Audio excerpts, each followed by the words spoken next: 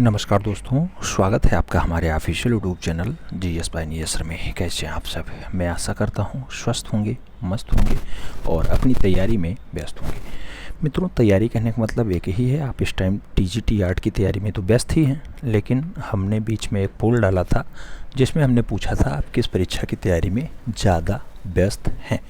तो मित्रों, उसमें 7% लोगों ने अपना स्कोर कार्ड बताया था कि जो 26 और 27 तारीख को पेपर है वीडियो री एग्ज़ाम का, उसकी तैयारी में व्यस्त हैं। मित्रों, अच्छी बात है, आप वीडियो का फॉर्म अप्लाई किए थे, बढ़िया पोस्ट है, सी लेवल की पोस्ट होती है। प्रधान का हेड आपको बनाया जाता है, ग्राम पंचायत अधिकारी आप बनते हैं, ग्राम के पंचायत का पूरा काम आपके अंडर में आता है। 4-5 ग्राम पंचायत आपके अंडर में आएगी, बढ़िया से काम करना, आपका सब कुछ काम अच्छा होगा। और इसके लिए जो है पदों की संख्या 1953 थी। मैं बार बार इसकी बात इसलिए कर दे रहा हूँ क्योंकि बहुत सारे लोग सोचते होंगे 1953 क्या है।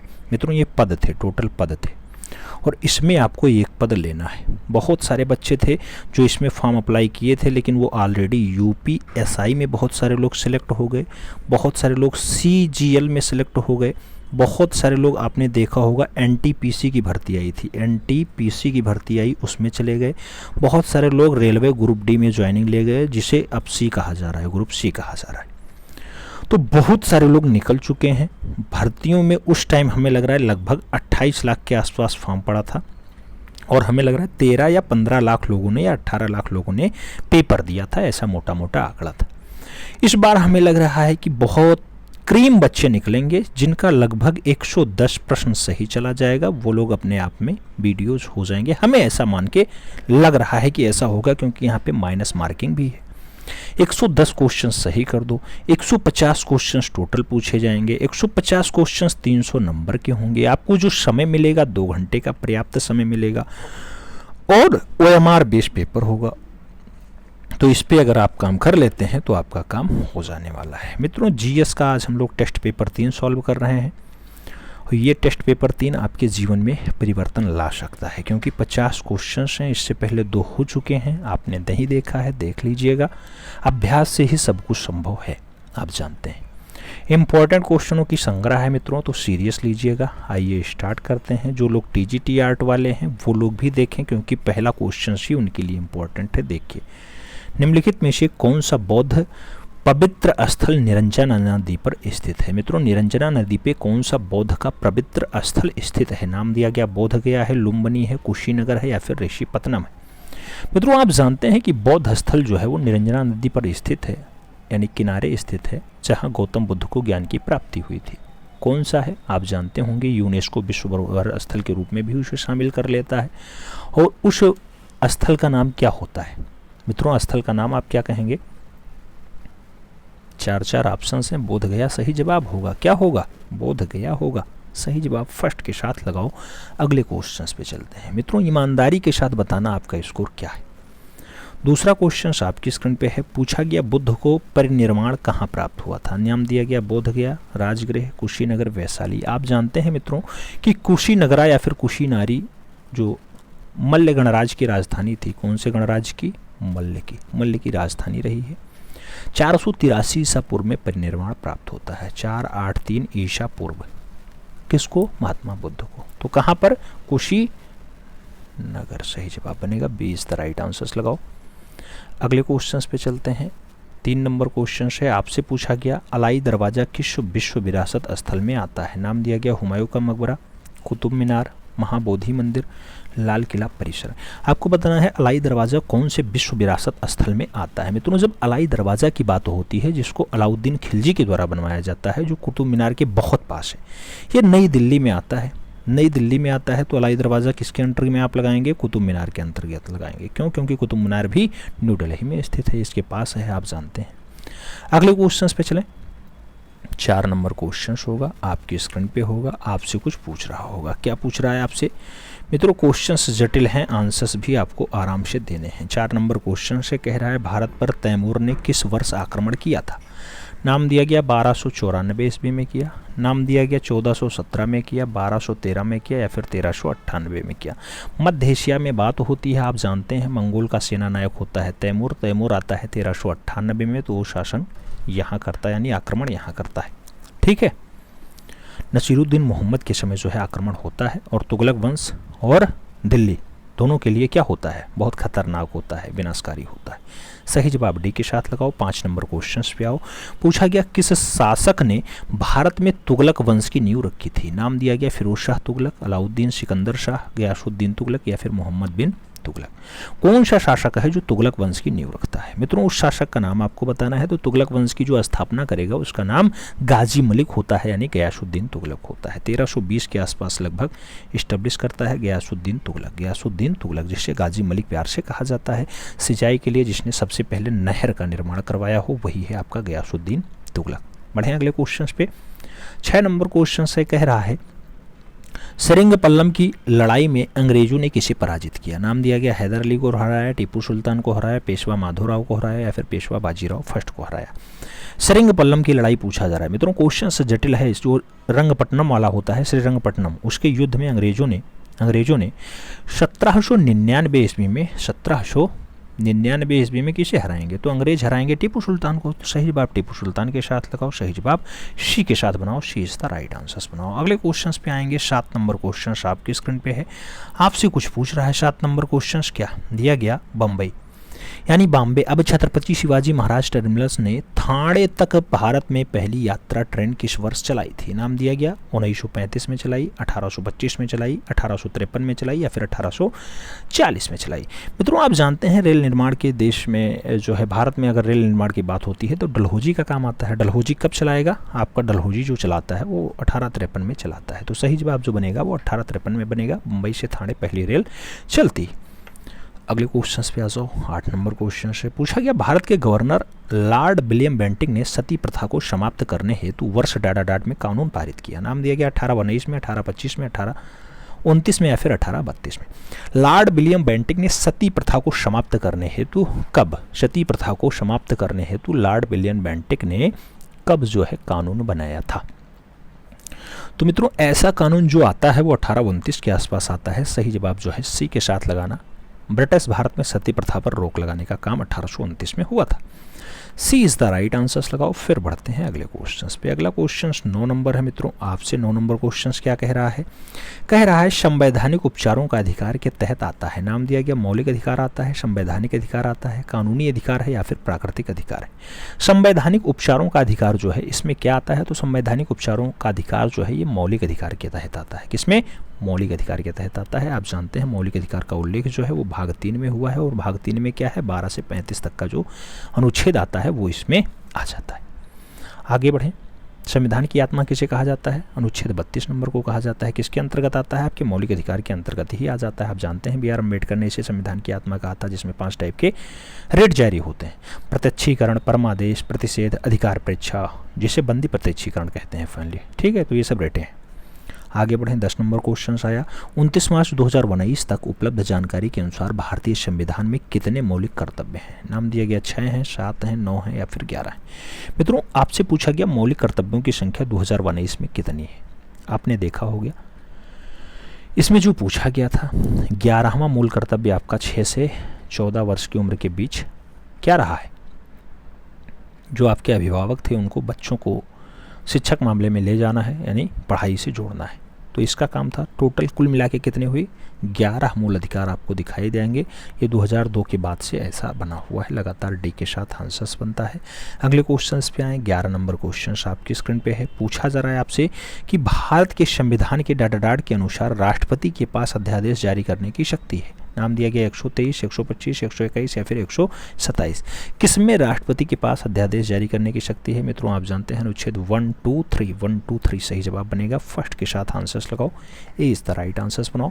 अगले क्वेश्चन पे चलें। 112 नंबर है। पूछा गया भारत में राष्ट्रपति अपना कार्यकाल पूरा करने से पहले अपना त्यागपत्र किसको सौंपता है। नाम दिया गया न्यायाधीश को, यानी मुख्य न्यायाधीश को, प्रधानमंत्री को, उपराष्ट्रपति को या फिर लोकसभा अध्यक्ष को। जब भारत के राष्ट्रपति की बात हो तो अनुच्छेद 56(1) के तहत राष्ट्रपति अपना त्यागपत्र जो देगा अपने जूनियर को देगा, यानी उपराष्ट्रपति को देगा। किसके तहत देगा, 56(1) के तहत देता है। सही जवाब उपराष्ट्रपति लगाओ। अगले क्वेश्चन पे आओ। अगला क्वेश्चन आपका 13 नंबर आपकी स्क्रीन पे है। पूछा जा रहा है मित्रों निम्नलिखित में से कौन सी घाटी हिमालय पर्वत श्रृंखला में स्थित नहीं है। दिया गया करेवास, काठमांडू, भागीरथी या फिर अराकू। आपको बताना है हिमालय पर्वत श्रेणी में नहीं आती है। हिमालय पर्वत श्रेणी में कौन सी घाटी नहीं आती है? अराकू घाटी हिमालय पर्वत श्रृंखला में स्थित नहीं है। अराकू अराकू अराकू, ठीक है, अराकू। ये विशाखापट्टनम वाले ज़िले में होती है, हिल स्टेशन होता है अराकू। ऊटी के नाम से भी इसे जाना जाता है, अराकू को ही ऊटी के नाम से भी पुकारा जाता है। अगले क्वेश्चन पे आए 14 नंबर। पूछा गया मेघालय पठार की सबसे ऊंची चोटी कौन सी है? नाम दिया गया खासी जयंतिया पहाड़ियाँ, मेकेर पहाड़ियाँ, गोरो पहाड़ियाँ या फिर शिलांग चोटी। मेघालय पठार की सबसे ऊंची चोटी पूछा जा रहा है। शिलांग चोटी जो है मेघालय पठार की सबसे ऊंची चोटी है, जो 1965 मीटर ऊंची है। कितनी? 1965 मीटर ऊंची है, याद रखना। तो सही जवाब जो बनेगा वो डी के साथ बनेगा। D is the right answer लगाओ।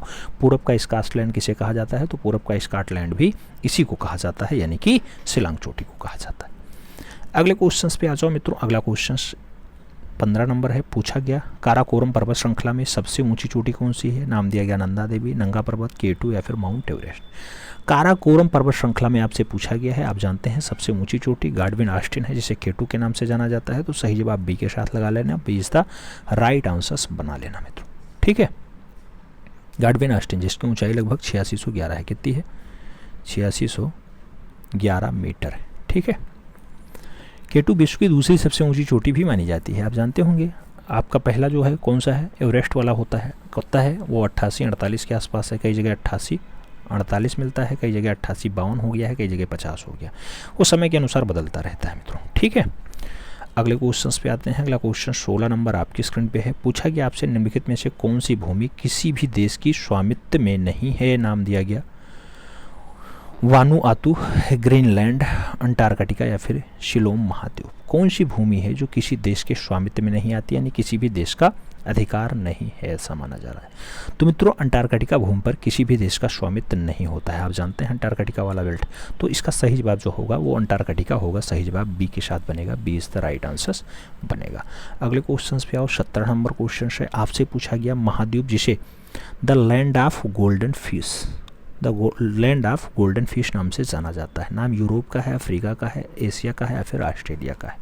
The land of golden fishes के नाम से जिसे पुकारा जाता है इसको, ये वैश्विक स्तर पे सर्वाधिक ऊन उत्पादन करने के लिए जाना जाता है। तो सही जवाब ऑस्ट्रेलिया महाद्वीप लगाना होगा। सही जवाब डी के साथ बनाना होगा। अगले क्वेश्चन पे आएंगे। 18 नंबर क्वेश्चन आपकी स्क्रीन पे ये रहा। पूछा गया यूरोप के उच्चतम पर्वत शिखरों में से एक माउंट एल्ब्रूस कहाँ स्थित है? जर्मनी में है, रूस में है, स्विट्जरलैंड में है या फिर यूक्रेन में। माउंट एल्ब्रूस आपको कहाँ दिखाई देता है मित्रों? माउंट एल्ब्रूस जो पर्वत होता है ये रूस के पास है, तो कहाँ जाएगा? रूस के साथ जाएगा। सी इज द राइट आंसर बनेगा, याद रखना। अगला क्वेश्चन 19 नंबर। पूछा गया भारतीय अर्थव्यवस्था का मेरुदंड कौन सा क्षेत्र है? नाम दिया गया सेवा क्षेत्र है, पर्यटन क्षेत्र है, वित्तीय क्षेत्र है या फिर कृषि क्षेत्र है। मेरुदंड मतलब बहुत खास वाली हड्डी। तो मित्रों भारतीय अर्थव्यवस्था का जो मेरुदंड होता है वो कृषि क्षेत्र को कहा जाता है। कृषि क्षेत्र जो सबसे ज़्यादा आजकल घाटे में भी रहा है, आपने देखा है। सही जवाब डी के साथ लगाओ। अगले क्वेश्चन पे आते हैं। 20 नंबर क्वेश्चन आपकी स्क्रीन पे है। पूछा गया निम्नलिखित में से कौन सा भारतीय अर्थव्यवस्था का प्राचीनतम क्षेत्र है? नाम दिया गया कृषि है, सहकारिता है, उद्योग है या फिर उपयुक्त में से कोई नहीं। कौन सा भारतीय अर्थव्यवस्था का प्राथमिक क्षेत्र होता है? भारतीय अर्थव्यवस्था का प्राथमिक क्षेत्र कौन सा अंतर्गत आता है मित्रों? तो आप जानते हैं भारतीय अर्थव्यवस्था का जो प्राथमिक क्षेत्र आता है उसके अंतर्गत आपकी कैसी कृषि वाला बेल्ट हो गया, पशुपालन हो गया, मछली पालन हो गया, ये सब आते हैं। तो कृषि इसमें दिया गया है। कृषि हो, पशुपालन हो या फिर मछली पालन आपके भारतीय अर्थव्यवस्था के प्राइमरी वाले में आते हैं। द्वितीयक के अंतर्गत बहुत सारे आते हैं, विनिर्माण वाला आ जाता है। तृतीयक वाले में क्या आते हैं? सेवा वाले आ जाते हैं। अगला क्वेश्चन साहब 21 नंबर। पूछा गया वस्तु और सेवा कर जीएसटी भारत में 1 जुलाई को डाटाडाट पेश किया गया। 2014 को, 17 को, 16 को या फिर 18 को। 1 जुलाई 2000 कब? तो मित्रों जीएसटी की बात होती है, वस्तु और सेवा कर की बात होती है, 2017 में पेश किया जाता है। ये अप्रत्यक्ष कर के रूप में जाना जाता है। अप्रत्यक्ष कर होता है, याद रखना। सही जवाब इसी के साथ लगाओ। अगले क्वेश्चन पे आते हैं। 22 नंबर क्वेश्चन आपकी स्क्रीन पे ये रहा। आपसे पूछ रहा है उत्तर प्रदेश का सहारनपुर शहर निम्नलिखित में से किस कला और शिल्प के लिए विश्व प्रसिद्ध है? नाम दिया गया चूड़ियाँ बनाने के लिए, लकड़ी की नक्काशी के लिए, इत्र और सुगंध के लिए या फिर कालीन बनाने के लिए। मित्रों सहारनपुर की बात हो रही है। आप जानते हैं यूपी का जो सहारनपुर होता है लकड़ी पर नक्काशी के लिए विश्व प्रसिद्ध होता है, विश्व प्रसिद्ध। तो लकड़ी पर नक्काशी के लिए जाना जाता है। भदोही की आपको क्या होती है? भदोही की कालीन बहुत अच्छी होती है। भदोही की कालीन बहुत अच्छी होती है। फिरोजाबाद की आपको चूड़ी बहुत अच्छी लगती है। इत्र के लिए आप जानते हैं कन्नौज आपका फेमस ही है, विश्व प्रसिद्ध है। अगले क्वेश्चन पे आओ। 23 नंबर क्वेश्चन आपकी स्क्रीन पे पूछा गया, यूपी के किस शहर को सेरेमिक सिटी कहा जाता है? नाम दिया गया लखनऊ, प्रयागराज, मुरादाबाद या फिर खुर्जा। मित्रों सेरेमिक सिटी किसे कहा जाता है? आपका सेरेमिक सिटी सेरेमिक उद्यान के लिए आपका खुर्जा वाला होता है जो बुलंदशहर में है। सही जवाब डी के साथ लगाओ, D is the right answers बनाओ। अगले क्वेश्चन पे आ जाओ। 24 नंबर क्वेश्चन आपकी स्क्रीन पे ये रहा। आपसे पूछा गया उत्तर प्रदेश में कौन सा शहर को चर्म उद्योग की राजधानी के रूप में जाना जाता है? आगरा, इटावा, कानपुर या फिर सीतापुर। चर्म उद्योग की राजधानी के लिए कौन सा शहर जाना जाएगा जहां सबसे ज़्यादा जूता चप्पल का काम होता है? यानी कानपुर। तो सही जवाब कानपुर के साथ लगाओ मित्रों। सही जवाब जो है चमड़े का जूता हो, सूटकेस हो, पेटियाँ हो, ये सब खूब बनती हैं कानपुर में। सही जवाब बी के साथ लगा लो। 25 नंबर क्वेश्चन पे आ जाओ। अगले क्वेश्चन पे चलें। पूछा गया चमड़े की वस्तुओं के लिए प्रसिद्ध जिले हैं। नाम दिया गया आगरा और कानपुर हैं, जौनपुर और रामनगर हैं, सोनभद्र और इलाहाबाद हैं या फिर मुरादाबाद और लखनऊ हैं। चमड़े वस्तुओं के लिए प्रसिद्ध जिले कौन से हैं मित्रों? तो आगरा और कानपुर में खूब ज़्यादा काम होता है। कानपुर लेदर सिटी के रूप में भी जाना जाता है, लेदर सिटी। तो आपका जो सही जवाब बनेगा वो आगरा और कानपुर के लिए बनेगा मित्रों। सही जवाब जो है वो फर्स्ट के साथ लगाओ। अगले क्वेश्चन पे आए। 26 नंबर क्वेश्चन आपकी स्क्रीन पे है। पूछ लिया गया उत्तर प्रदेश किस कढ़ाई शैली के लिए विश्व प्रसिद्ध है? नाम दिया गया सरोजनी, चिकनकारी, राबरी और कांथा। किस कढ़ाई शैली के लिए विश्व प्रसिद्ध है? आपको बताना है। चिकनकारी कढ़ाई शैली के लिए, किसके लिए? उत्तर प्रदेश की कढ़ाई शैली किसके लिए है? तो आप जानते हैं लखनऊ की चिकनकारी बहुत फेमस है, ठीक है। नूरजहाँ को दिया जाता है चिकनकारी का खोज। तो चिकनकारी कढ़ाई यूपी की बहुत फेमस है, लखनऊ में इसका जन्म माना जाता है, लखनऊ में इसका काम होता है खूब ज़्यादा। चिकन के कपड़े यहीं से फेमस होते हैं। अगला क्वेश्चन 27 नंबर है। पूछा गया उत्तर प्रदेश का कौन सा शहर चिकनकारी साड़ियाँ यानी सुंदर आकृति की कढ़ाई वाली साड़ियाँ प्रसिद्ध है? मुरादाबाद, मेरठ, लखनऊ, प्रयागराज। आपको बताना है कहाँ की सबसे बढ़िया है। तो जिसको नवाबों का शहर कहा जाता है मित्रों वहाँ की है। सही जवाब आपका लखनऊ बनेगा, Lucknow. B is the right answers बनेगा। अगले क्वेश्चंस पे आ जाओ मित्रों। 28 नंबर क्वेश्चन आपकी स्क्रीन पे ये रहा। आपसे पूछा गया निम्नलिखित में से कौन सा स्थान कांच की चूड़ियाँ और कांच से बनी वस्तुओं के उत्पादन के लिए जाना जाता है? नाम दिया गया फर्रुखाबाद, फतेहपुर, फिरोजाबाद या फिर फैजाबाद।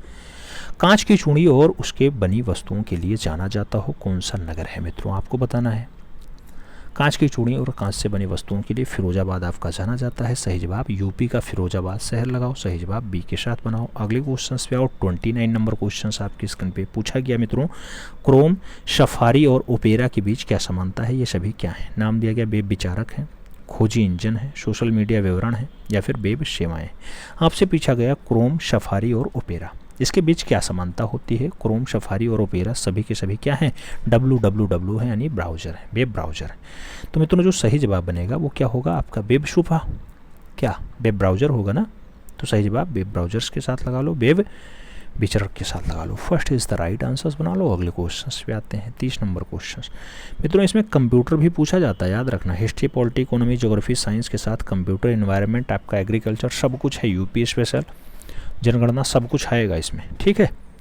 क्रॉलिंग, इंडेक्सिंग और रैंकिंग शब्द किससे संबंधित है? नाम दिया गया धोखाधड़ी, फिशिंग से हैं, खोजी इंजन से हैं, विचारकों से हैं और इंटरनेट सेवा प्रदाताओं से हैं। क्रॉलिंग, इंडेक्सिंग और रैंकिंग शब्द किससे संबंधित है मित्रों? आपसे पूछा गया क्रॉलिंग, इंडेक्सिंग और रैंकिंग, ये तीनों की अगर बात करते हैं तो खोज इंजन होते हैं, बढ़िया काम करते हैं। तो सही जवाब खोजी इंजन यानी सर्च इंजन लगा लो। B is the right answer बना लो। अगले क्वेश्चन पे आए। 31 नंबर आता है। पूछा गया माइक्रोसॉफ्ट वर्ड फाइल में फ्लिपबोर्ड की सामग्री को पोस्ट करने के लिए किस की शॉर्टकट का प्रयोग किया जाता है? नाम दिया गया Ctrl+P का, Ctrl+C का, Ctrl+V का या फिर Ctrl+X का। कौन सा शॉर्टकट का प्रयोग होता है मित्रों? माइक्रोसॉफ्ट वर्ड फाइल में जो फ्लिपबोर्ड होता है उसमें अगर करना है तो Ctrl+V मारो, आपका काम हो जाएगा। तो Ctrl+V के साथ आपको काम करना होगा। B is the right answers बनाना होगा। अगले क्वेश्चंस पे आते हैं। 32 नंबर क्वेश्चन आपके स्क्रीन पे है। पूछा गया जब माइक्रोसॉफ्ट एक्सेल वर्कशीट में प्रकोष्ठ यानी सेल्स की संख्याओं की प्रविष्टि की जाती है तो जो पूर्व निर्धारित इकाई है यानी बाइट्स डिफ़ॉल्ट हैं वो डॉट द्वारा होते हैं। बाईं से रेखांकित होते हैं, केंद्र में संरेखित होते हैं, दाईं से संरेखित होते हैं या फिर समपार्श्वीय यानी जस्टिफाइड हो जाते हैं। मित्रों आपको बताना है जब बाईं डिफ़ॉल्ट द्वारा किया जाता है तो उसमें क्या होता है। माइक्रोसॉफ्ट एक्सेल की बात कर रहा है। जब प्रकोष्ठ में संख्याएं आप प्रविष्ट करते हैं तो वो पूर्व निर्धारित स्थिति यानी दाईं ओर संरेखित होते हैं, यानी दाईं ओर संरेखित होंगे। सही जवाब जो है उसी के साथ जाएगा। अगले क्वेश्चंस पे आएंगे। 5 क्वेश्चंस कंप्यूटर से लगभग आ ही जाता है। 33 नंबर क्वेश्चन है। MS पावर पॉइंट में डाटा आपको एक विषय में समस्त संरूपण यानी फॉर्मेटिंग की कॉपी करने के लिए एक दूसरे विषय में प्रयोग करने की सहायता प्रदान करता है। फॉर्मेट स्लाइन के लिए, फॉर्मेट पेस्ट के लिए, फॉर्मेट आयल के लिए या फिर फॉर्मेट पेंटर के लिए, किसके लिए सहायता प्रदान करता है मित्रों? MS पावर पॉइंट में फॉर्मेट पेंटर आपको एक विषय में समस्त संरूपण के लिए क्या करता है? कॉपी करके दूसरे विषय में प्रयोग करने में सहायता करता है। तो क्या होता है? फॉर्मेट पेंटर का काम होता है। सही जवाब डी के साथ लगाओ। अगले क्वेश्चन पे आओ। 34 नंबर क्वेश्चन। नींबू निचोड़ने की मशीन डॉट डॉट डॉट द्वारा है प्रथम श्रेणी का उत्तोलक है, तृतीय श्रेणी का उत्तोलक है, द्वितीय श्रेणी का उत्तोलक है या फिर कोई नहीं। नींबू निचोड़ने की मशीन आपसे पूछा गया है कौन सी सॉरी मित्रों? आयस की बात हो, बाहर एक दूसरे से संक्षेप स्थिति में आता है, आप जानते हैं। अब नींबू निचोड़ने की मशीन की आप बात करते हैं, इसमें क्या आता है? जो तीसरा श्रेणी वाला आता है मित्रों, उसमें चिमटा, हल और मनुष्य का हाथ वाला काम आ जाता है। तृतीय श्रेणी में आते हैं ना, जैसे आप देखते होंगे आलम्ब कहाँ जाएगा? आलम्ब बाहर में और मध्य में आयास आ जाए, उसका काम ये हो जाता है। कैंची, प्लास, शीशा आपका पहली श्रेणी के अंतर्गत आता है, या तो आप जानते ही हैं। दूसरी श्रेणी में क्या आता है आपका? सरोता नींबू निचोड़ने की मशीन, आपका एक पहिया का कूड़ा ढूंढने वाला गाड़ी जो आपका होता है, देखते होंगे ग्रुप डी वाले लेके चलते हैं, तो ये द्वितीय श्रेणी के बढ़िया वाले कारगर हैं। सही जवाब बी के साथ लगाओ। अगले क्वेश्चन पे आओ। 135 नंबर क्वेश्चन आपकी स्क्रीन पे रहा। जी का मान न्यूनतम होता है विषुवत रेखा पे, दक्षिणी ध्रुव पे, उत्तरी ध्रुव पे या फिर कोई नहीं। जी का मान न्यूनतम कहाँ होता है मित्रों? गुरुत्वीय त्वरण की बात हो रहा है। पृथ्वी पर क्या होता है? भिन्न भिन्न होता है। ऊंची तलों पर ऊपर जाने पे या नीचे जाने पे आप जानते हैं कि जी का मान घटता है ना, परिवर्तित होता है मित्रों। लेकिन जो विषुवत रेखा है वहाँ पे जी का मान कम होता है और ध्रुवों पर जी का मान मैक्सिमम होता है। यहाँ पे पूछा गया जी का मान न्यूनतम कहाँ पे है, आपको बताना है न्यूनतम अभी जस्ट हमने बताया कि ध्रुवों पर अधिकतम होता है और आपका जो विषुवत रेखा होती है उस पर न्यूनतम होता है। तो सही जवाब फर्स्ट के साथ लगाओ। 36 नंबर क्वेश्चन पे आओ। पूछा गया निम्नलिखित में से कौन एक थर्मोस्टेटिक प्लास्टिक है? नाम दिया गया पॉलीथीन है, PVC है, बेकेलाइट है या फिर पॉलीएस्टर है। आपको बताना है थर्मोस्टेटिक प्लास्टिक कौन सा है। थर्मोस्टेटिक प्लास्टिक की अगर बात करते हैं मित्रों, गर्म करके मुलायम हो जाए परंतु कठोर होने के पश्चात दोबारा पिघलाया ना जा सके, वो आपका थर्मोस्टेटिक प्लास्टिक होता है। ठीक है, तो बेकेलाइट, मेलामाइट, ड्यूरोप्लास्ट, वल्नीकृत रबड़, ये सब आते हैं। तो बेकेलाइट इसमें दिया गया ऑप्शन। सही जवाब बी के साथ लगा लो। 37 पे आ जाओ। त्वरित चांदी निम्नलिखित में से किसका एक उत्पाद है? नाम दिया गया चांदी का है, पारा का है, लोहा का है, फिर मैग्नीज का है। त्वरित चांदी किसका उत्पाद है मित्रों? पारा को क्या कहा जाता है? क्विक सिल्वर कहा जाता है ना, त्वरित चांदी कहा जाता है। तो सही जवाब पारा के साथ लगाओ। सी इज द राइट आंसर बनाओ। 38 नंबर क्वेश्चन पे आओ मित्रों। 38 नंबर क्वेश्चन क्या कह रहा है? कह रहा है मित्रों रक्त डाटार्ड के माध्यम से गुर्दे में प्रवेश करता है। नाम दिया गया बाह्य श्रेणी फलक धमनी में, नाम दिया गया वृक्क धमनी में, कच्छा धमनी में या फिर अंतः प्रकोष्ठ धमनी में। रक्त डाटार्ड के माध्यम से गुर्दे में प्रवेश करता है। कहाँ पे मित्रों? वृक्क में। रक्त वृक्क धमनी के द्वारा प्रवेश करता है। तो वृक्क मतलब किडनी, कहाँ पे है? वृक्क धमनी के द्वारा प्रवेश करता है। सही जवाब बी के साथ लगाओ। 39 नंबर क्वेश्चन पे आओ। रक्त स्कंद विकार किसकी कमी के कारण होता है? कैल्सीफेरॉल के, पायरिडॉक्सिन के, फ्लोक्यूनिन के या फिर टोकोफेरॉल के। आपको बताना है रक्त स्कंद विकार जो आता है, रक्त का स्कंदन वाला विकार, वो किसके कारण होता है मित्रों? तो जब आप देखेंगे फ्लोक्यूनिन की कमी से रक्त स्कंदन विकार हो जाता है तो फ्लोक्यूनिन आंसर लगाना होगा। फ्लोक्यूनिन कौन सा है? फ्लोक्यूनिन आपका वी आंसर बनेगा। सही जवाब वी के साथ लगाओ। 40 नंबर क्वेश्चन पे आओ। मानव प्लीहा नियंत्रित करता है रक्त आयतन को, हृदय स्पंदन को, नाड़ी दर को या फिर हार्मोन्स उत्सर्जन को। मानव प्लीहा क्या नियंत्रित करता है मित्रों? जब मानव प्लीहा की बात होती है तो आप जानते होंगे कोशिकाओं को नष्ट करता है जो पुरानी वाली हैं, टूटी फूटी हैं। ठीक है, तो रक्त कणिकाओं के रोग प्रतिरोधकता को जो है प्रदान कर देता है आपका प्लीहा। तो क्या हो जाता है? नाड़ी दर बढ़ाता है क्या? अरे मित्रों, इसमें जो काम होता है प्लीहा का काम जो है वो रक्त में पुरानी टूटी हुई कोशिकाओं को नष्ट कर देता है और आयतन या मात्रा को नियंत्रित कर लेता है। इसमें उपस्थित श्वेत रक्त कणिकाएं जो हैं आप जानते हैं WBC जो होती हैं वो रोग प्रतिरोधक क्षमता प्रदान करती है। तो आप सही जवाब क्या लगाएंगे? टूटी हुई कोशिकाओं को बढ़िया करता है, हार्मोन्स उत्सर्जन करता है, रक्त आयतन करता है। तो रक्त आयतन का काम है। First is the right answer लगा लो। अगले क्वेश्चन पे आ जाओ। अगला क्वेश्चन 41 नंबर है, आपसे पूछा जा रहा है जुलाई 2022 में कौन सा जिला देश का पहला हर घर जल प्रमाणित जिला बन गया? आगरा, जबलपुर, बुरहानपुर या फिर जोधपुर। हर घर जिला का आप जानते हैं हर घर जल वाला काम होता है। एमपी का एक जिला है बुरहानपुर होता है, आप जानते हैं सबसे पहला प्रमाणित जिला बन गया। सही जवाब बुरहानपुर लगाना। कहाँ पे है? एमपी में आता है, मध्य प्रदेश में आता है मित्रों। ठीक, अगले क्वेश्चन पे आओ। 42 नंबर क्वेश्चन है, अगस्त 2022 में कौन सा देश मासिक धर्म उत्पादन निःशुल्क उपलब्ध कराने वाला विश्व का पहला देश बन गया? मासिक धर्म, मासिक धर्म आप जानते हैं उसमें महिलाओं के लिए कुछ दिक्कत होती है, उसमें पीरियड्स की बात आती है, तो इसमें स्कॉटलैंड जो है ऐसा काम करने के लिए जाना जाता है। आयरलैंड, मेक्सिको, नॉर्वे और स्कॉटलैंड दिया गया था। सही जवाब आपको पहला जो है मासिक धर्म उत्पन्न या उत्पादकता को प्रथम दृष्टि से निःशुल्कता के रूप में बांटा गया है स्कॉटलैंड में। सही जवाब डी के साथ लगाओ, D is the right answers बनाओ। अगले क्वेश्चन पे आते हैं। 143 नंबर क्वेश्चन होता है, आपसे पूछा जा रहा है मित्रों, अगस्त 2022 में आसियान भारत विदेश मंत्रियों की बैठक यहाँ आयोजित हुई। नई दिल्ली में, थिम्पू में, जकार्ता में या फिर नोम पेहन में? 2022 में आसियान भारत विदेश मंत्रियों की बैठक कहाँ आयोजित होती है? मित्रों आप जानते हैं आसियान भारत विदेश मंत्रियों की जो बैठक होती है वो नोम पेह कंबोडिया में आयोजित होती है। तो नोम पेह कहीं ऑप्शंस में हो वही आंसर्स लगा लेना। कहाँ पड़ता है? कंबोडिया। ठीक है, अगले क्वेश्चन पे आओ। 44 नंबर क्वेश्चन कह रहा है, अगस्त 2022 में भारत की किस संस्था द्वारा भारत का पहला मैन्युफैक्चरिंग यानी विनिर्माण इंडेक्स फंड जारी किया गया? बजाज फाइनेंस का, नबी म्यूचुअल फंड का, टाटा फाइनेंस समूह का या फिर एचडीएफसी म्यूचुअल फंड्स का? आपको बताना है भारत की कौन सी संस्था है जो भारत का पहला मैन्युफैक्चरिंग फंड यानी विनिर्माण फंड जारी करता है। मित्रों पहला डाला गया और वो किसके द्वारा जारी किया गया? तो आप जानते हैं मित्रों ओपन इंडेक्स था और उसमें बहुत सारे लोगों ने काम किया था। तो नबी म्यूचुअल फंड आपका जो है इसका सही जवाब बनेगा। सी के साथ आंसर्स लगाओ। अगले क्वेश्चन पे आ जाओ। 45 नंबर क्वेश्चन आपकी स्क्रीन पे ये रहा। पूछा गया जुलाई 2022 में किस राज्य ने एक नए कर्मझिरी अभ्यारण्य का गठन किया? उड़ीसा ने, छत्तीसगढ़ ने, राजस्थान ने या फिर मध्य प्रदेश ने? एक नए कर्मझिरी अभ्यारण्य का जो काम होता है मित्रों आप जानते हैं कि एमपी का जो आपका पेंच टाइगर रिजर्व है, एमपी का आपका जो पेंच टाइगर रिजर्व है उसके द्वारा ऐसा काम किया गया है। तो सही जवाब डी के साथ बनाओ, D is the right answers बनाओ। इस प्रदेश का यह जो है 24वां कौन सा है अभ्यारण्य बन गया है इस प्रदेश का। ठीक है, कर्मझिरी अभ्यारण्य गठन होने के बाद 24वां अभ्यारण्य होगा और इस अभ्यारण्य में सिवानी जिले का लगभग कितना हेक्टेयर एरिया आ जाएगा? इसमें 1410 दशमलव लगभग 1410.420 हेक्टेयर एरिया आ जाएगा। तो सही जवाब डी के साथ लगाओ।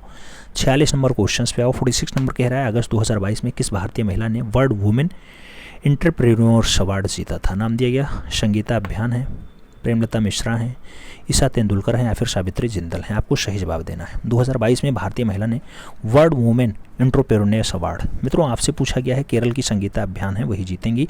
सही जवाब केरल की संगीता अभियान। सही जवाब फर्स्ट के साथ लगाओ, ए इज द राइट आंसर्स बनाओ। अगले क्वेश्चन पे आ जाओ। 47 नंबर क्वेश्चन है। अभी इसी वीडियोस में एक हम अनाउंसमेंट करेंगे फ्री ऑफ कास्ट, आपको बहुत कुछ मिलने वाला है। 47 नंबर क्वेश्चन है। उत्तर प्रदेश संसदीय संस्थान द्वारा 2021 का सुभद्रा कुमारी चौहान बाल साहित्य सम्मान किसे प्रदान करने की घोषणा हुई? सुमन भारद्वाज को मिलेगा, पेमला रस्तोगी को मिलेगा, निहारिका सक्सेना को मिलेगा या फिर अंजना पाठक को मिलेगा? किसे दिया जाएगा 2021 का सुभद्रा कुमारी चौहान बाल साहित्य सम्मान? मित्रों आपसे पूछा गया यूपी का हिंदी संस्थान देगा, आप जानते हैं बिमला रस्तोगी जो दिल्ली के हैं इन्हें मिलेगा। सही जवाब बिमला रस्तोगी साथ लगा लो, सी इज द राइट आंसर्स बना लो। अगले क्वेश्चन पे आ जाए। 48 नंबर क्वेश्चन से बर्किंघम यूके में आयोजित 22वें राष्ट्रमंडल खेल 2022 में किस देश ने तैराकी एम्सा मैक्सियोन में सबसे अधिक 8 पदक जीते? नाम दिया गया कनाडा ने जीता, इंग्लैंड ने जीता, ऑस्ट्रेलिया ने जीता या फिर न्यूजीलैंड ने जीता? किसने जीता मित्रों? आप जानते हैं 8 पदक जीतने में सबसे बढ़िया काम ऑस्ट्रेलिया का रहा है तैराकी में, एम्सा वाले में। ठीक है, ऑस्ट्रेलिया के साथ आंसर्स लगाओ, B is the right answers बनाओ। लास्ट के क्वेश्चन आ गए हैं, अभी आपको अनाउंसमेंट भी मिलेगा। 49 नंबर क्वेश्चन से जैव विविधता का अर्थ है? नाम दिया गया विभिन्न प्रकार के पादप और वनस्पति आते हैं, विभिन्न प्रकार के जंतु आते हैं, एक निर्धारित क्षेत्र में विभिन्न प्रकार के पादप और जंतु आते हैं, फिर विभिन्न प्रकार के विदेशीगत पादप और जंतु आ जाते हैं। इसमें पारिस्थितिकी तंत्र में विद्यमान सजीव प्रणालियाँ यानी पौधों और जंतुओं में विविधता है जो विविधता के रूप में परिभाषित किया जाता है। किसी भी पारिस्थितिकी तंत्र में विद्यमान सजीव प्राणियों की विविधता को ही जैव विविधता कहते हैं। तो सजीव प्राणी होना चाहिए किसी भी निर्धारित पारिस्थितिकी तंत्र में, सजीव प्राणी और जंतु। ठीक है, सजीव प्राणियाँ यानी पौधे और जंतुओं को विविधता ही कहते हैं। तो पादप और जंतु, क्या लगाएंगे आंसर्स? सही जवाब आपको सी के साथ लगाना होगा। C is the right answers. Last question 50 number है। आपसे पूछा गया मित्रों, पर्यावरण ग्रीन हाउस प्रभाव वृद्धि होती है कार्बन मोनोऑक्साइड के कारण, कार्बन डाइऑक्साइड के कारण, ऑक्सीजन के कारण, या फिर उपयुक्त में से कोई नहीं। पर्यावरण में ग्रीन हाउस प्रभाव की वृद्धि कैसे होती है? ग्रीन हाउस प्रभाव अगर वायुमंडल में बढ़ेगा मित्रों तो आप जानते हैं अवरक्त विकिरण आएगा, और इसमें बहुत सारे काम आते हैं, जिसमें आप जानते हैं जलवाष्प है, कार्बन डाइऑक्साइड है, मीथेन है, नाइट्रस है, क्लोरोफ्लोरोकार्बन्स है। तो सभी के कारण होता है। कार्बन डाइऑक्साइड है, मोनोऑक्साइड है, बताओ जल्दी ग्रीन हाउस गैस में। अरे सही जवाब कार्बन डाइऑक्साइड लगा लो। सही जवाब कार्बन डाइऑक्साइड लगा लो। सही जवाब बी के साथ लगा लो। उम्मीद है 50 क्वेश्चंस में आपके बढ़िया क्वेश्चंस सही गए होंगे। मित्रों वीडियो का फ्री ऑफ कॉस्ट आपको टेस्ट सीरीज मिलने वाली है। टेस्ट सीरीज ज्वाइन करने के लिए free of cost paid group में आप ज्वाइन कर सकते हैं। 7380464607 पे आप व्हाट्सएप करना एंट्री वीडियो, क्या एंट्री वीडियो लिखना, अपना शुभ नाम लिखना, आपको जो है ग्रुप में ऐड किया जाएगा, जहां बहुत सारे टेस्ट सीरीज, बहुत सारे मटेरियल आपको फ्री ऑफ कॉस्ट मिलेंगे, जिसका लक्ष्य एक ही होगा, जो 26-27 जून को पेपर होने वाला है उसमें आपको सिलेक्शन दिलाना, जो 1953 पदों पे है, मैक्सिमम लोगों का सिलेक्शन दिलाना। कोई भी चार्जेस नहीं, एक भी पैसा नहीं लगेगा। ठीक है, मिलते हैं में, तब तक के लिए दिल से सैल्यूट। जय हिंद।